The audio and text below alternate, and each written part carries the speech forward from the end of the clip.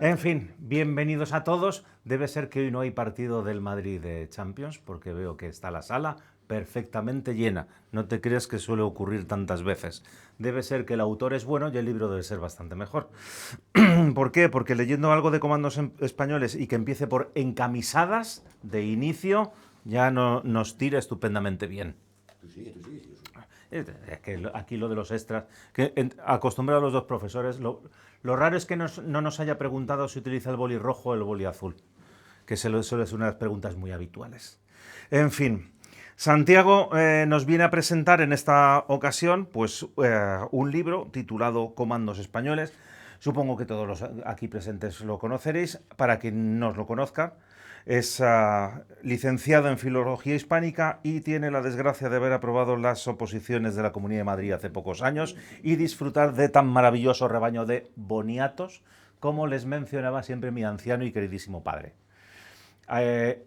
Peleamos por ellos para que intenten aprender ellos y ellos se resisten con uñas y dientes a que cualquier idea penetre en su cerebro, salvo hablar de fútbol y de influencers. Entonces, en esta ocasión vamos a hablar de cosas mucho más entretenidas y mucho más interesantes, como, por ejemplo, emboscadas, espionaje, captura de mandos contrarios, rescate de tropas amigas, corte de comunicaciones, sabotajes, conquista o destrucción de puntos claves, toma de convoys, recursos logísticos. No, no es Hollywood, son comandos españoles.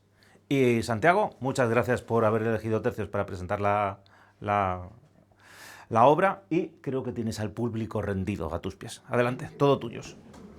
Muchas gracias.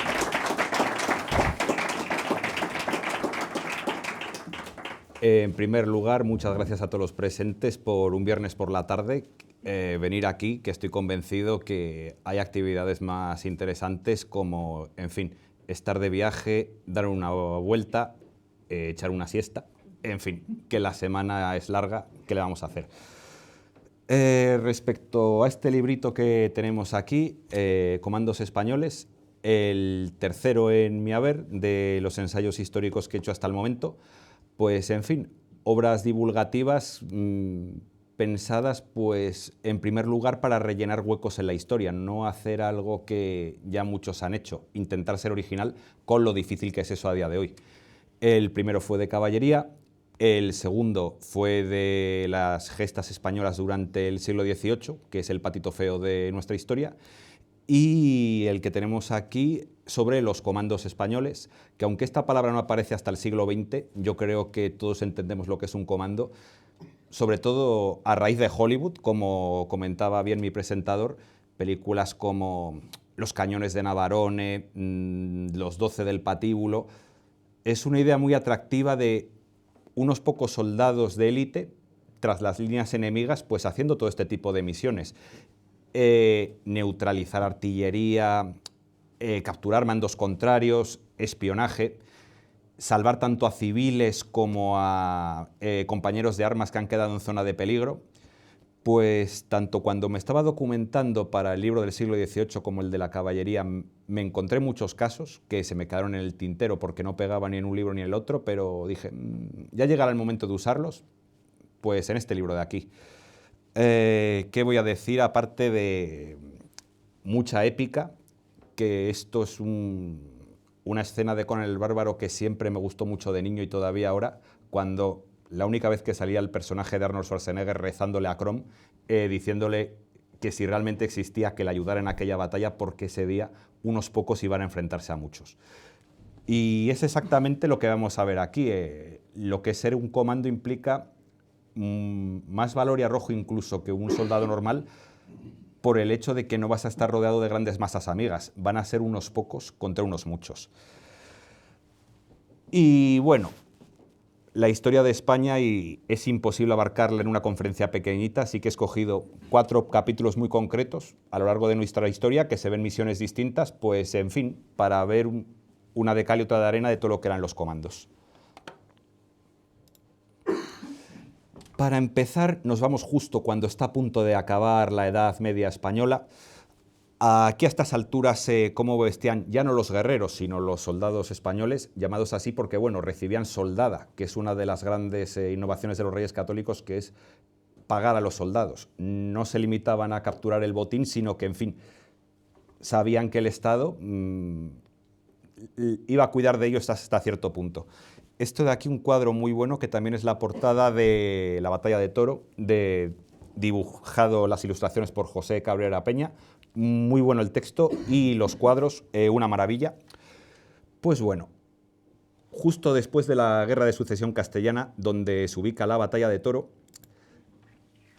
nos encontramos que los reyes católicos quieren conquistar el reino de Granada. 3 motivos fundamentales.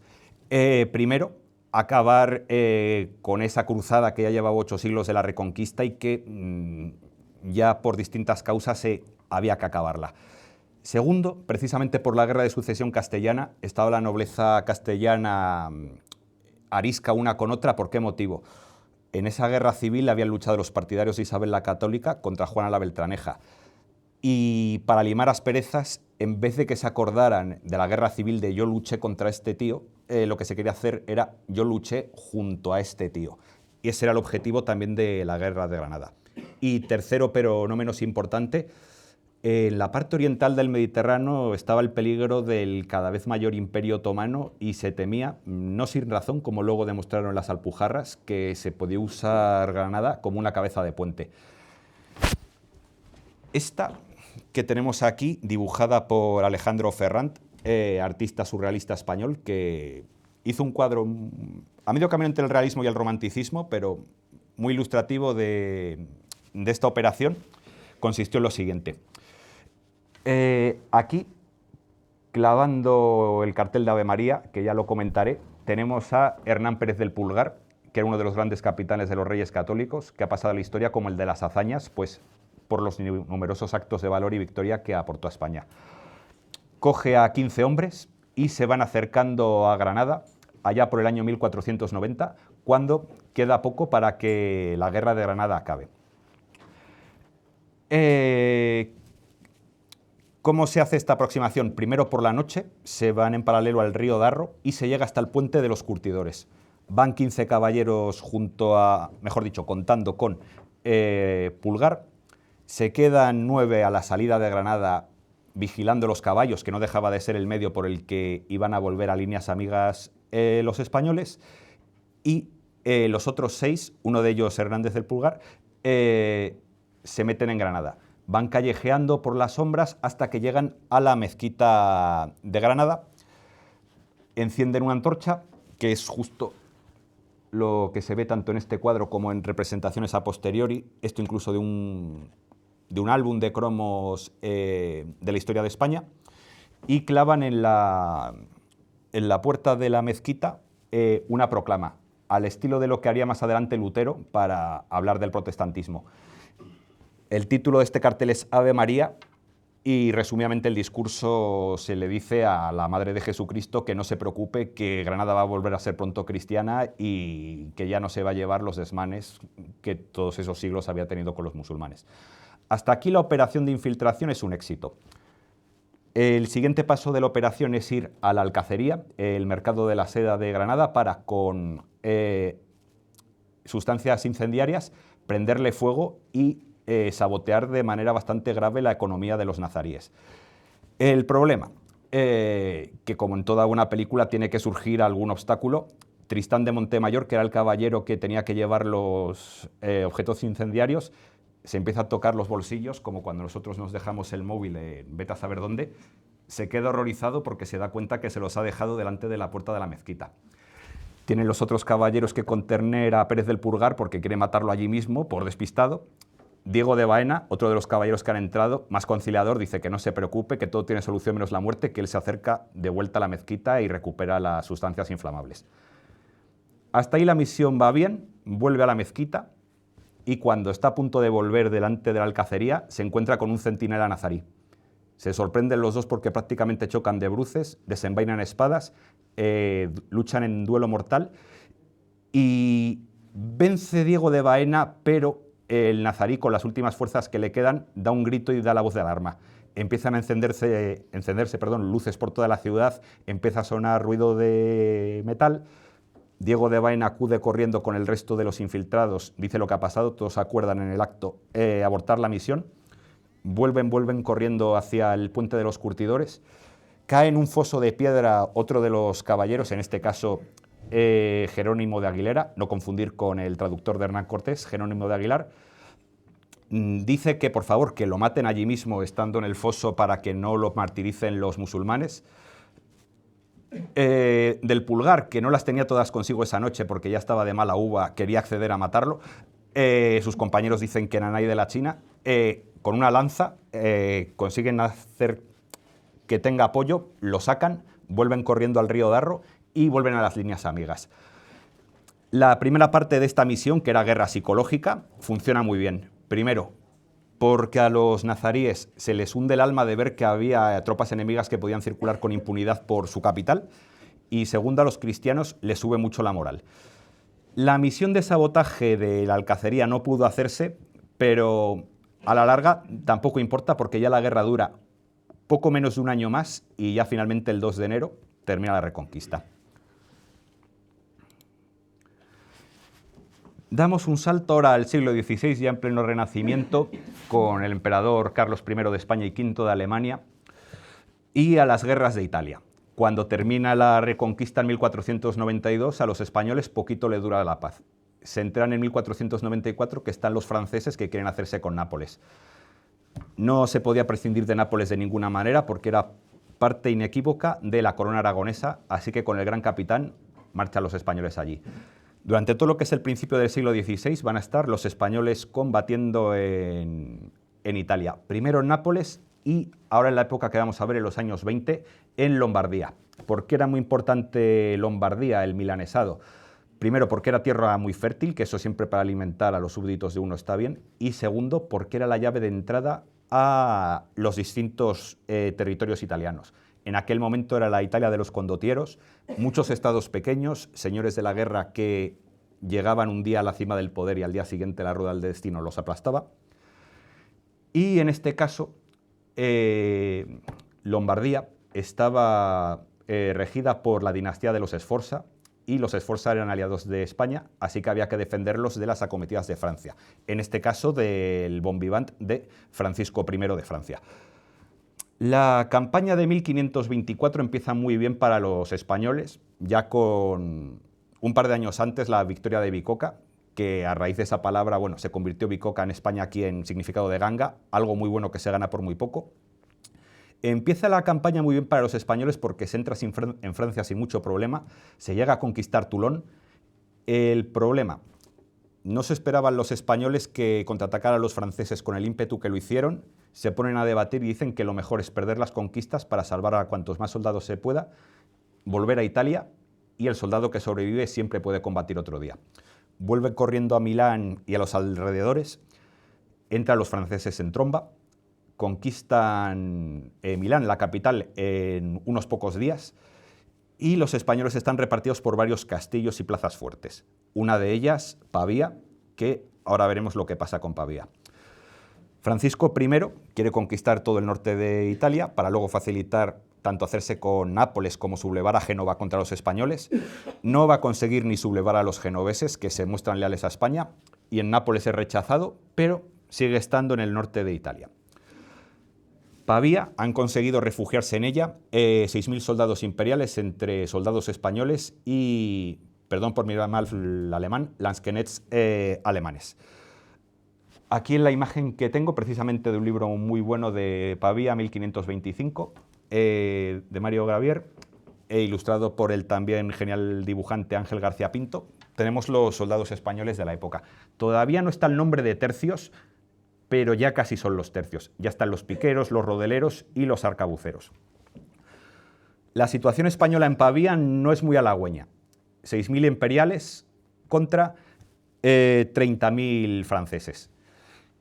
La ventaja, estaban tras las murallas de Pavía, que eran bastante resistentes. Aquí, de la crónica de Nuremberg, aunque esto es de finales del siglo XV, este dibujo, más o menos era igual Pavía en estos momentos. Se empiezan a acercar los franceses excavando trincheras. ¿Por qué motivo? Los cañones que hay puestos en las murallas, como no hubiera algo bajo tierra, lo arrasaban. Y la aproximación se va haciendo poco a poco. Como en el siglo XVI, se instalan baterías para ir desmontando las baterías de las murallas de Pavía. ¿Qué solución tienen a esto los españoles? Y que sale en el título del libro. Las encamisadas. ¿Qué son las encamisadas? En operaciones nocturnas, golpes de mano, guerrilla, infiltración, como quieran llamarlo, se ponían los españoles sobre la armadura y el resto de la ropa una camisa blanca para no hacer fuego amigo durante las incursiones nocturnas, y así se distinguían ellos de los contrarios. Pues si el asedio de Pavía había empezado el 28 de octubre de 1524, ya el 2 de diciembre, una de las primeras encamisadas. Las tropas de Antonio de Leiva, unos poquitos soldados escogidos, se acercan por la noche sin ser sentidos a una batería de cañones franceses, matan a los artilleros y clavan a los cañones. ¿Qué era clavar cañones? Literalmente un cañón, que era una pieza carísima de fabricar, todavía no había industria muy desarrollada en la época, costaba mucho hacer un cañón, con un clavo y un martillo lo saboteabas por entero. En la boca de la mecha lo clavabas y ya lo dejabas inutilizado. En el mejor de los casos se podía volver a fabricar desde cero, si no, mala suerte. Retrasa esto mucho el asedio de Pavía para los franceses y da tiempo a que los refuerzos españoles se vayan juntando entre gente de Nápoles, los que estaban en Lombardía, que se estaban reagrupando, etcétera, etcétera. Justo en esta época, ya está por ahí el Lazarillo, pero había bastante picaresca, que de esto los españoles se valían mucho. Justo también de esta época es en la que se basa el Tenorio, del bueno de José Zorrilla, muy parecido a este cuadro de Antonio Colmero, tanto justo los dos mitos españoles, el pícaro aquí, con lo que serían los soldados veteranos que lo cogían de paje, de criado. Un personaje muy parecido al Tenorio lo tenemos en el soldado Diego Cisneros. ¿Quién era Diego Cisneros? Un soldado español que, habiéndose batido con otro en duelo, como estaba penado por la ley para que no se mataran los españoles solo entre ellos, porque, en fin, el honor era el honor, era un desertor y estaba fuera de la ley. El marqués de Pescara, que era el que estaba organizando todo lo que es la reagrupación de las tropas españolas tras la fallida invasión de Francia, le promete el indulto si lleva dinero a los que están dentro de Pavía. ¿Por qué dinero y no comida o municiones? Por el siguiente motivo. En este momento los ejércitos imperiales tienen tanto soldados españoles, que son la columna vertebral, el nervio, como se quiera llamar, del ejército de los Habsburgo, y también los Landsknechts o mercenarios alemanes. Diferencia entre los mercenarios alemanes y los soldados españoles. El soldado español dejaba mucho más tiempo de margen para que le dieran su paga que el mercenario alemán, que a fin de cuentas era un mercenario. ¿Qué hace el aquí presente Diego Cisneros? Se mete a la luz del día en el campamento francés y al propio rey de Francia, Francisco I, le pide trabajar para él. Cisneros tiene buena fama, era conocido el lío que había tenido con el duelo, se le da la bienvenida, se le está vigilando durante 2 semanas, parece que no planea nada raro, se le da el visto bueno, ya no se le vigila.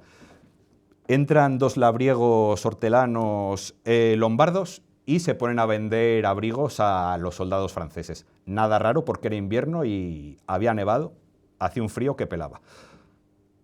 A Cisneros y un amigo suyo, Francisco Romero, les tiene reservados 2 abrigos muy especiales. Para los que han visto Los Miserables, esto les sonará, que Víctor Hugo hace lo mismo en su libro. El forro por dentro tenía un falso fondo, todo estaba lleno de dinero. Esperan a que la ocasión sea propicia y un túnel que estaban haciendo los franceses para meterse por dentro, por medio de una mina, matan a los centinelas, se cuelan dentro, salen con las manos en alto para dar a entender a los españoles de Leiva que no eran escaramuzadores, pagan a los alemanes, de momento todo va bien.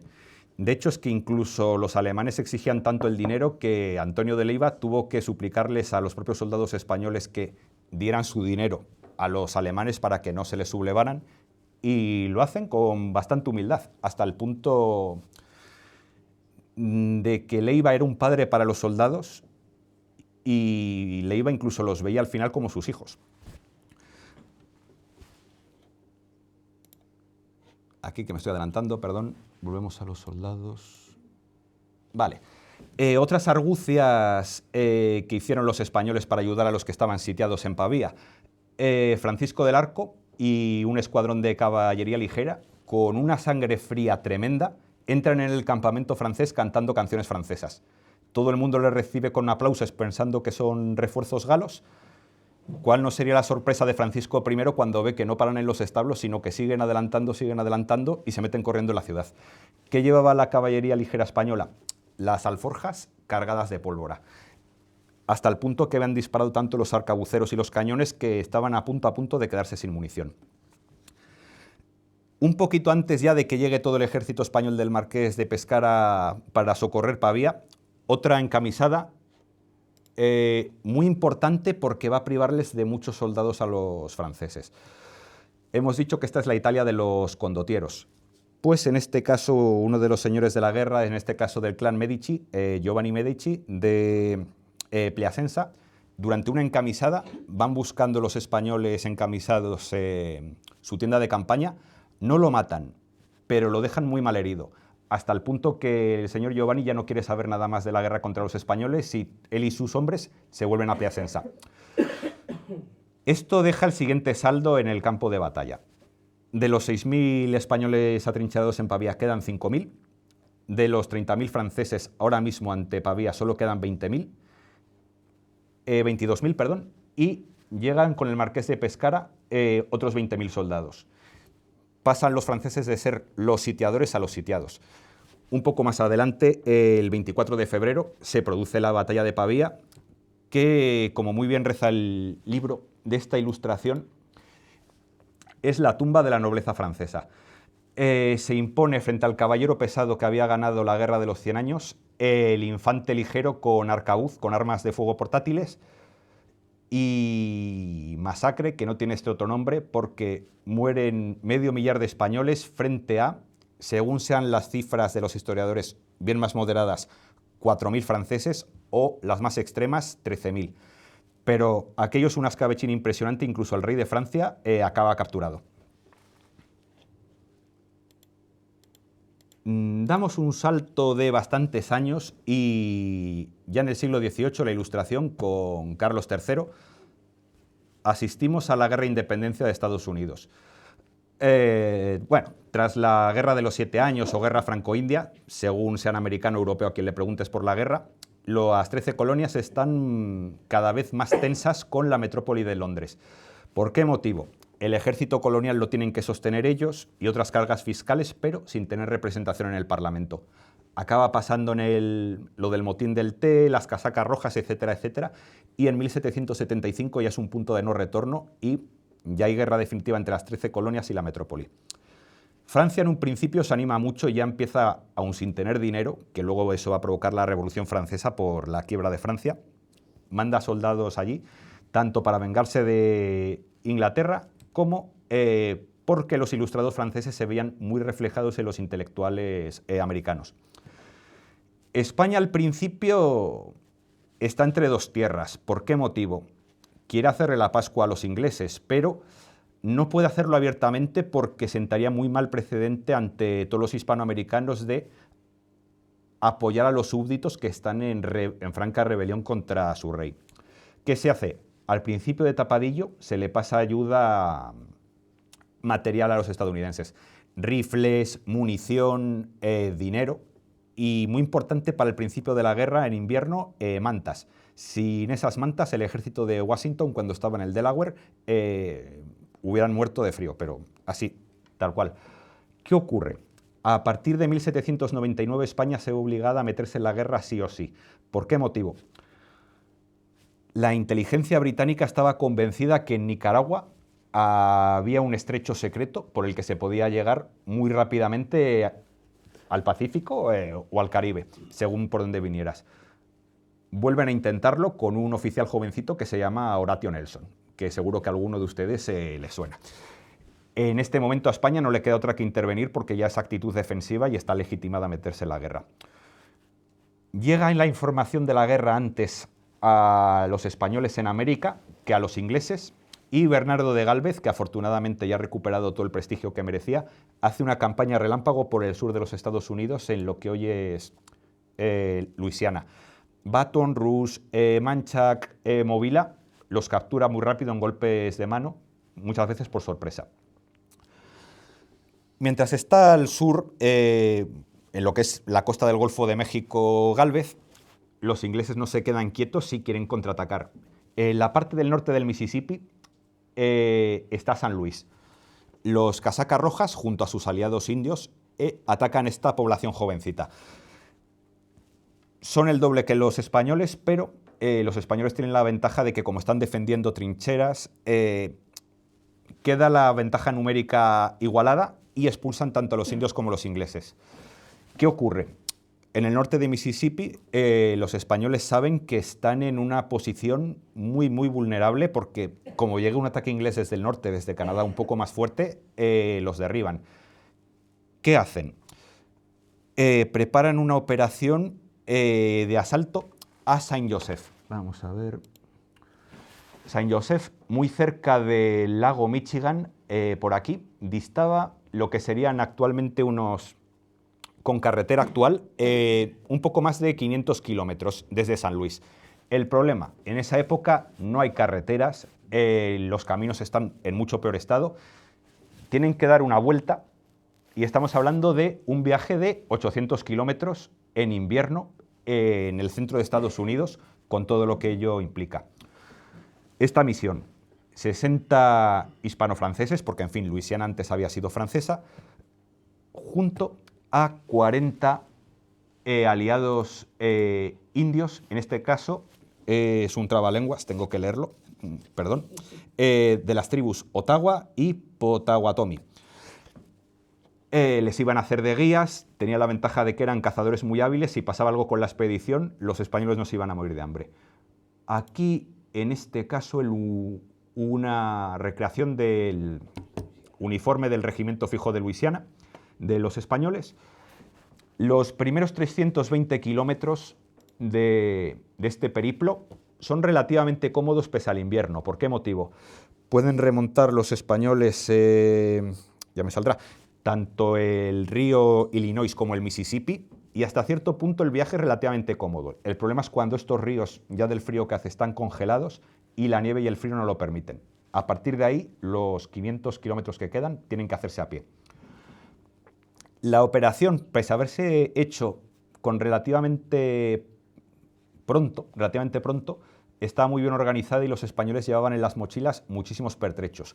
Como hacía tanto frío, podían dejar carne y distintos alijos de provisiones enterrados en la nieve y en el hielo, de tal manera que cuando volvieran sabían lo mismo, que no se iban a morir de hambre. ¿Qué ocurre? En estos 800 kilómetros se acaban topando con tribus indias que son aliadas de los ingleses.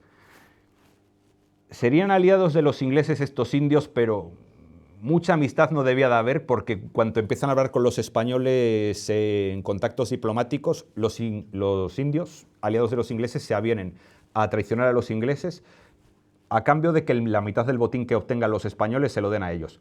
Los españoles, que no iban a hacer una racia por el botín, encantados, aceptan el trato, y los indios aliados de los ingleses cierran la boca y no les avisan que hay 100 personas por ahí que están yendo directos de cabeza hacia el fuerte Saint Joseph.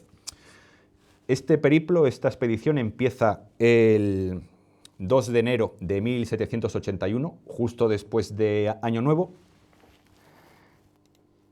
El 12 de febrero llegan al fuerte de Saint Joseph, que es un fuerte muy parecido a los que vemos en las películas de los westerns. Empalizada de madera frente a la española, que solía ser de piedra, las casas de los soldados, la herrería, los establos dentro, en fin.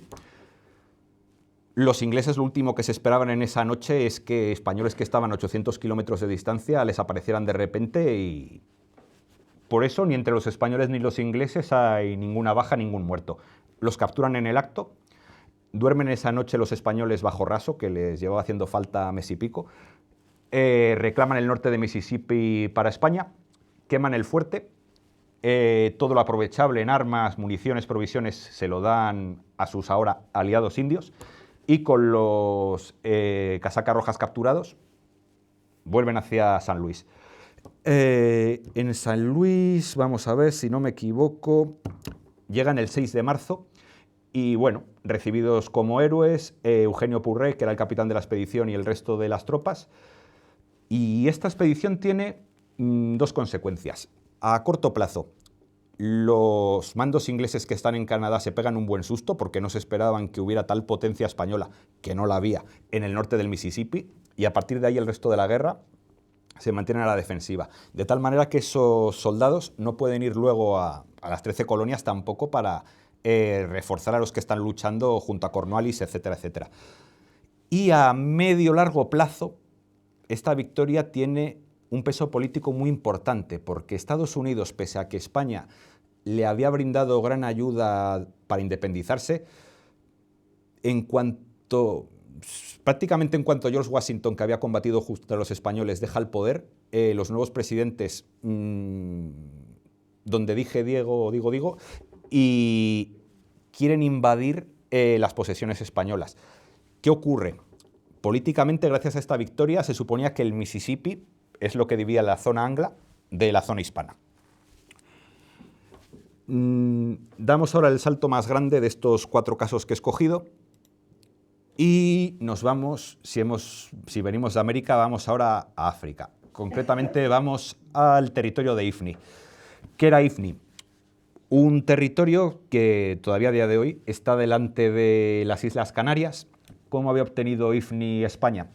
La guerra de África de 1859-1860, aquella de O'Donnell y Prim, entre las indemnizaciones de guerra de Marruecos estaba este territorio.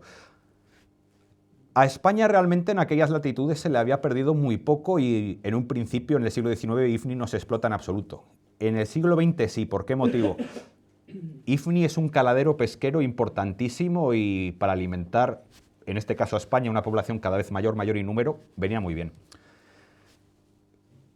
Cuando en 1956 Marruecos deja de ser un protectorado tanto de Francia como de España, tenía deseos expansionistas. Todos sabemos lo del Sáhara, pero esta guerra, que incluso se ha llamado la guerra secreta, la guerra olvidada, porque no interesó airearla, tiene lugar. Los soldados marroquíes, disfrazados de guerrilleros del Ejército de Liberación, es decir, tanto saharauis como gente de Ifni que querían independizarse de los españoles, para no tener líos con la Sociedad de Naciones, básicamente, entran a saco en lo que viene siendo esta pequeña colonia española. Los servicios de inteligencia españoles, si esto ocurre el 23 de noviembre de 1957, ya estaban informados desde el 21. Así que Sidi Ifni, que era la capital junto a la costa, se encuentran los del Ejército de Liberación con 2.700 soldados que les están esperando y pueden rechazarlos. El problema no era tanto la capital, que estaba muy bien pertrechada, como las poblaciones pequeñas que estaban más allá. ¿Qué ocurre? A sabiendas los españoles de lo que había pasado en Anual, primero, las posiciones estaban mucho mejor fortificadas y acondicionadas, y segundo, ahora el ejército español estaba mucho mejor preparado aéreamente. Esta posición, que es de la que vamos a hablar, el Socorro a Tilwin, estaba a unos 38 kilómetros más o menos de la costa. No estaba muy lejos para los aviones, pero sí para los civiles y los soldados que la habitaban, que estaban totalmente aislados y rodeados. El ejército español manda a los Junkers transportando a sus paracaidistas en lo que va a ser el primer salto en guerra del ejército español. Aquí el uniforme de los paracas españoles de aquel entonces, dirigidos en este caso por el capitán Juan Sánchez Duque.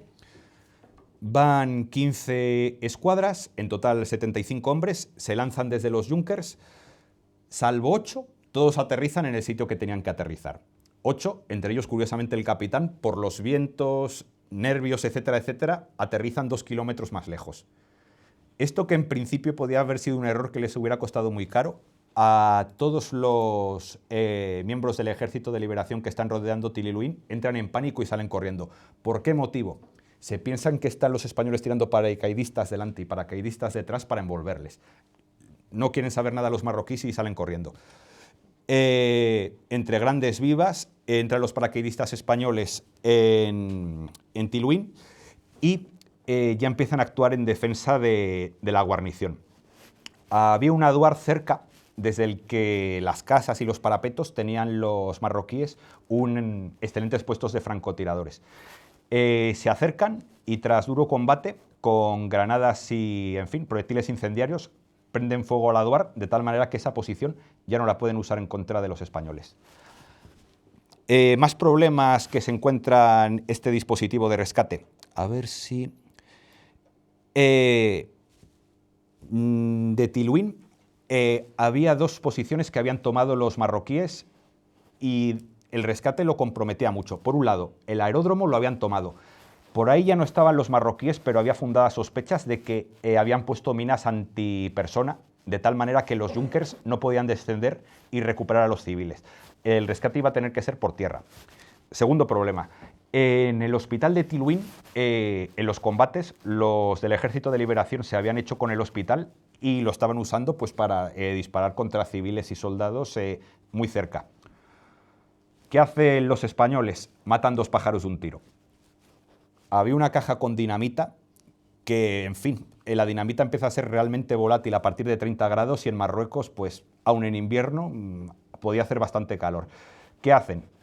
Coge una sección de paracaidistas por la noche, las cajas con dinamitas, sin hacer ningún ruido. Se acercan al hospital, lo dejan dentro, se alejan, lo prenden y dejó de haber hospital. La moral española en estos combates está en todo momento muy alta. ¿Por qué motivo? La aviación está todo el rato reforzando a los de abajo. Ya fueran los Junkers tirándoles provisiones, municiones, armamento, etcétera, etcétera, a los soldados, o incluso los bombarderos Heinkel, perdón por mi mal alemán, insisto, bombardeando las posiciones enemigas. ¿Qué acaba ocurriendo? Si esta posición estaba sitiada desde el 23 de noviembre, llegan los paracaidistas el 29, pues ya un poquito después del, perdónenme el olvido, el 3 de diciembre, llegan los legionarios españoles y los tiradores de Ifni, que eran indígenas leales a España, y muy buena unidad, por cierto, de combatientes, y los van escoltando esos 38 kilómetros hasta la costa Sidi Ifni.